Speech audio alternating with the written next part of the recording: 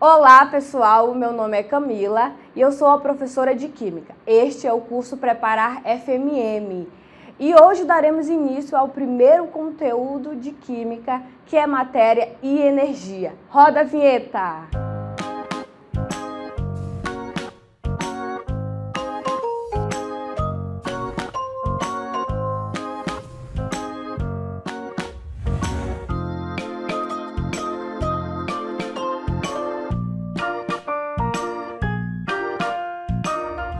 Você sabia que a matéria é tudo aquilo que tem massa e ocupa um lugar no espaço? Como, por exemplo, a água, o ar, o planeta e até as estrelas, mas você também é matéria. Então vamos entender um pouquinho do que é a matéria de fato. A porção limitada da matéria chamamos de corpo.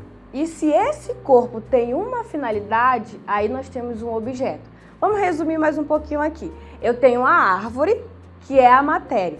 Da árvore eu consigo obter a madeira, que aí é o nosso corpo. E da madeira eu tenho, por exemplo, uma mesa, uma cadeira, que é o nosso objeto. Vocês entenderam? A matéria também tem várias propriedades, como gerais e específicas. As gerais são aquelas que encontramos em todas as substâncias ou matérias, por exemplo, como a massa. Qualquer matéria possui uma massa específica, seja em quilograma, seja em grama.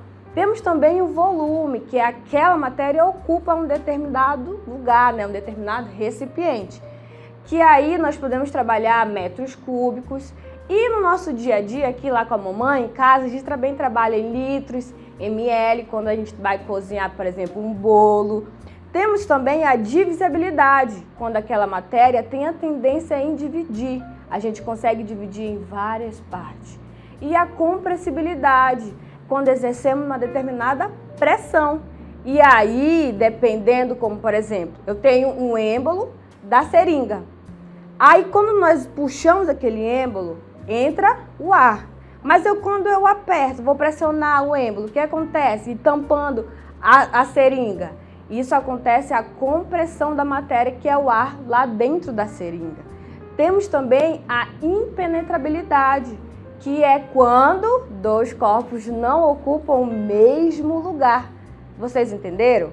E por último, temos a elasticidade, que é quando eu tenho aquele determinado material e a gente acaba esticando, mas ele ainda assim volta para o seu estado inicial. Já as propriedades específicas, elas vão diferenciar de uma substância a outra, como a propriedade física, que ela não altera a composição daquela matéria, como o ponto de fusão, de ebulição, a densidade. Quando, por exemplo, eu vou esquentar uma água lá no fogão da mamãe, o que acontece? Não há aquela ebulição, ou seja, a água ela atingiu os 100 graus Celsius. Com isso, nós temos uma propriedade física, porque não alterou a composição daquela determinada substância. E as propriedades químicas, elas vão sim alterar a composição da matéria, como por exemplo, a queima da madeira. Eu não consigo retornar com a madeira depois de queimada. Não tenho, essa possibilidade. Temos também mais uma propriedade, que é as organolépticas, quando nós vemos os sentidos naquela substância, que é o odor, o sabor, o tato, e essas são as propriedades da matéria. E agora nós vamos entender um pouquinho sobre a energia. A energia é tudo aquilo que produz um trabalho, um movimento e uma determinada ação. Tudo que pode modificar a matéria é uma energia. Ela pode modificar a agregação, pode modificar o estado daquela matéria, como por exemplo a energia solar, que é também transformada em energia térmica. Assim, quando as partículas em movimentos repetidos acabam transformando isso em uma determinada temperatura. Do que são feitas essas coisas? Toda matéria constitui de partículas minúsculas. Essas partículas são chamadas de átomos. Desses átomos, vamos ir mais um pouquinho a fundo. Nós encontramos o núcleo, e a eletrosfera em volta dele. No núcleo, nós temos os prótons e os nêutrons. E na eletrosfera, encontramos os elétrons. Podemos dizer que a massa dos elétrons é praticamente desprezível em relação à massa dos prótons e dos nêutrons. Podemos perceber que a matéria, na temperatura ambiente, ela tem 3 estados, que é o sólido, o líquido e o gasoso. Quando essa matéria absorve ou libera calor, acontecem algumas mudanças de estados físicos, que podem ser fusão, que é quando essa matéria passa do estado sólido para o líquido. Nós temos a vaporização, que é do líquido para o gasoso. Vaporização também temos evaporação, nós temos calefação e também ebulição.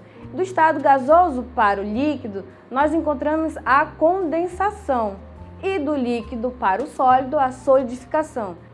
E por último, nós temos a sublimação, que é quando eles pulam uma etapa, por exemplo, do sólido diretamente para o gasoso, assim também como do gasoso diretamente para o sólido, que é o exemplo da bolinha de naftalina. Lembra quando você abre lá o seu armário, você encontra aquelas bolinhas branquinhas e com o passar do tempo você já não encontra mais? É o que acontece, foi do sólido para o gasoso.